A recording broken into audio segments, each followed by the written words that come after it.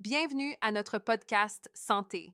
Aujourd'hui, on explore le monde fascinant du collagène et ses impacts sur le poids avec des études récentes qui font vraiment Mhm. réfléchir sur les bénéfices et les précautions à prendre. Intéressant alors. Le collagène, c'est avant tout un allié pour la peau, les cheveux, les ongles et même les articulations, n'est-ce pas?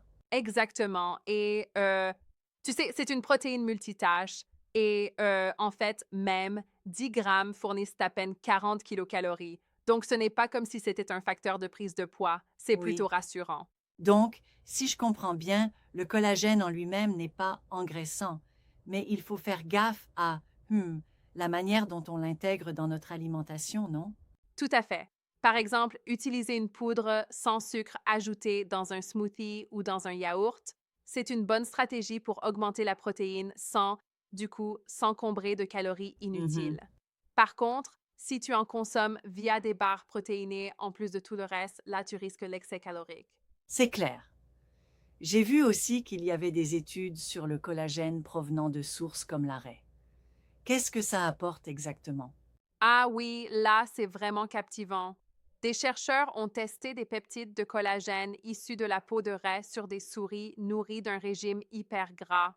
Ces souris ont montré moins de prise de poids et une réduction du tissu adipeux viscéral, ce qui pourrait être lié à une meilleure V-oxydation et une synthèse optimisée des acides biliaires. Oui, C'est comme si le collagène réorganisait le métabolisme. je vois. Et il y a aussi cet aspect de modulation de la flore intestinale, avec des effets sur le ratio firmicute-bactéroïdetes. C'est vraiment un coup de génie pour la lutte contre l'obésité, non? Exactement. Ces peptides améliorent la présence des bonnes bactéries et du coup, cela aide à réduire les signaux de faim, comme la leptine est moins active et Mhm. l'adiponectine augmente. Mais pour être franc, j'aimerais souligner qu'il faut rester prudent dans l'interprétation de ces résultats, surtout quand il s'agit de transposer des résultats de souris aux humains. Très vrai. Et du côté des muscles, comment le collagène joue-t-il son rôle? Eh bien, en fait, entre 1% et 10% de la composition musculaire, c'est du collagène. Par exemple, une étude dans le British Journal of Nutrition a montré qu'avec un entraînement de résistance, 15 grammes de peptides quotidiennement a amélioré la masse musculaire et la force chez des seniors, tout en réduisant la masse grasse. Ah, donc ce n'est pas juste une question de prévention de la prise de gras, mais aussi d'amélioration de la qualité musculaire. C'est assez impressionnant, surtout pour des personnes âgées. Exactement. C'est un argument solide pour intégrer le collagène dans un régime équilibré, en particulier quand on pratique une activité Oui. physique.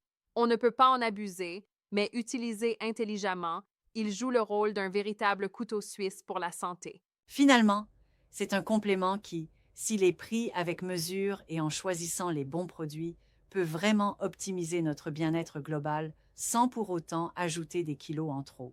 Absolument.